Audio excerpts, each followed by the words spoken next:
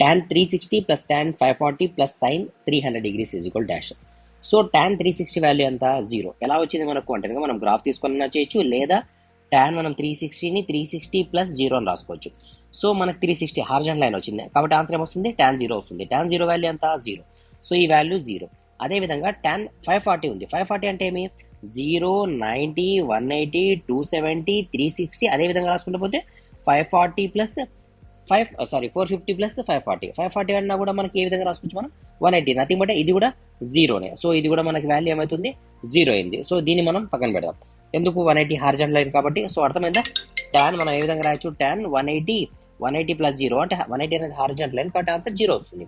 అదేవిధంగా sin 300 మనం ఏ విధంగా రాసుకోవచ్చు sin 300ని 360 మైనస్ 60 లాగా రాసుకోవచ్చు. 360 హార్జెంటల్ లైన్ కాబట్టి sin 60 వాల్యూ ఎంత √3/2 కానీ మనకి ఇది మైనస్ వస్తుంది. ఎందుకు ఇది ఫోర్త్ క్వాడ్రంట్లో ఉంది కాబట్టి మైనస్ వస్తుంది √3/2. So 0 plus 0 plus minus √3/2 answer minus √3/2. So ఇక్కడ ప్రింట్ పర్లేదు మనకు minus √3/2. Option number A is the right answer.